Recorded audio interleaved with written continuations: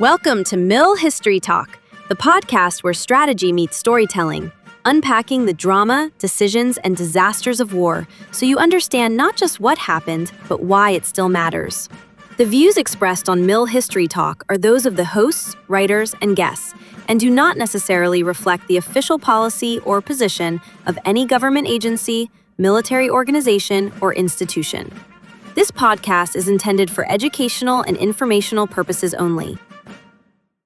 Welcome back to Mill History Talk, episode 78. I'm Hope, your official movie reviewer, Hollywood liaison, and the person whose invitation to the Young Washington premiere was apparently intercepted by the French somewhere west of the Alleghenies.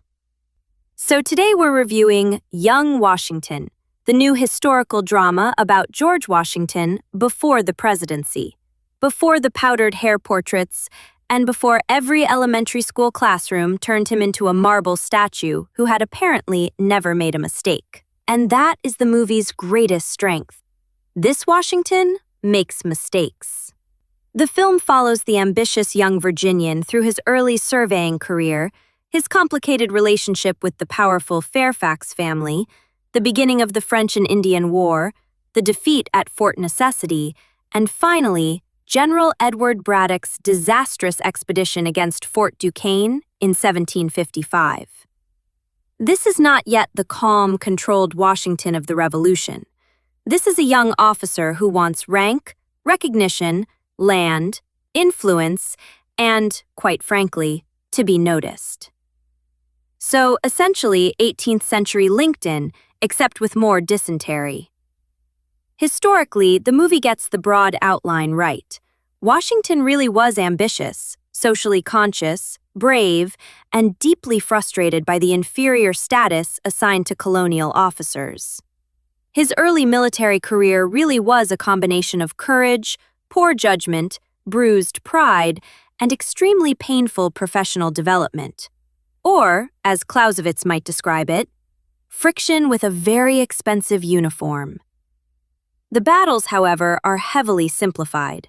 Jumonville Glen, Fort Necessity, and Braddock's campaign involved complicated French, British, colonial, and indigenous political interests.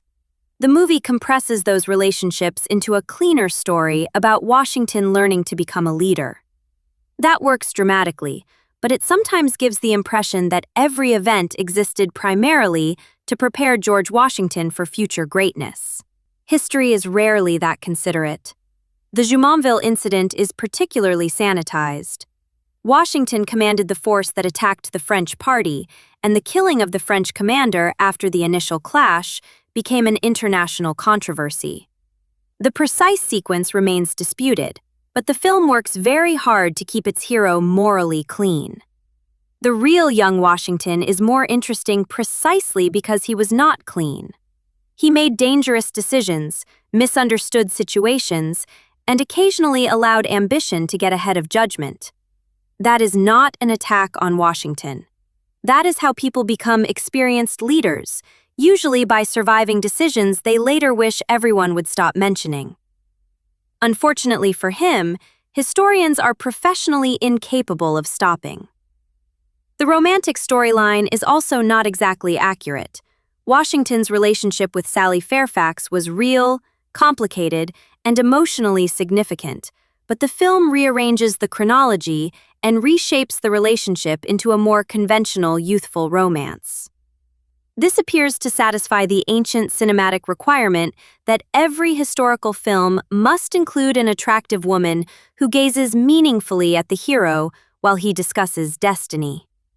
The actual Sally Fairfax was already connected to Washington through marriage and elite Virginia society, and most of the strongest evidence for Washington's feelings comes from later correspondence. The movie's version is less biography and more historical romance shorthand. Still, the relationship gives the film emotional texture and helps explain Washington's hunger for status and acceptance. So while it is not strictly accurate, it is dramatically useful, and considerably less offensive than having the two of them meet by accidentally spilling coffee on each other in a colonial bookstore. The final sequence, depicting the ambush of Braddock's column at the Battle of the Monongahela, is where the film truly succeeds. The battle itself is simplified, and Braddock is made into a more rigid and arrogant caricature than the historical commander deserves. But Washington's heroics during the collapse are supported by contemporary accounts.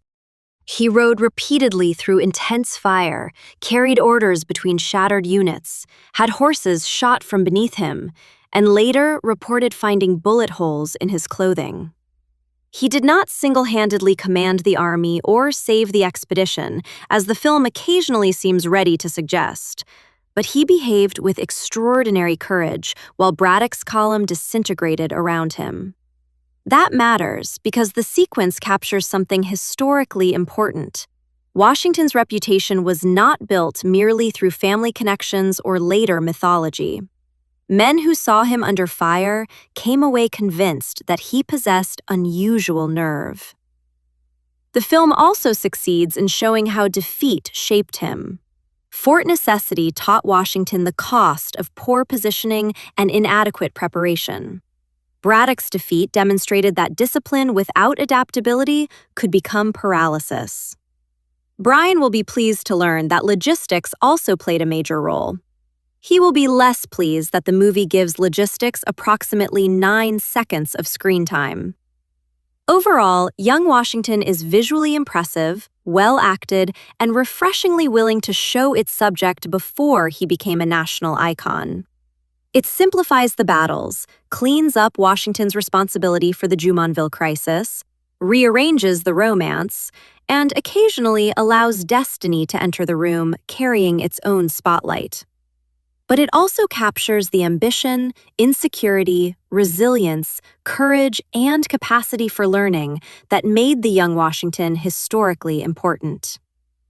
I'm giving young Washington 4 campaign ribbons, Meritorious. It is historically inspired rather than completely accurate, but it gets the essential character arc right.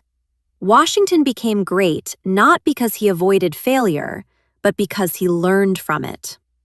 Recommended for history enthusiasts, biography fans, and anyone who has ever made a disastrous early career decision and would prefer that it not start a global war. I'm Hope, your Mill History Talk Hollywood liaison. And remember, history does not require perfect heroes.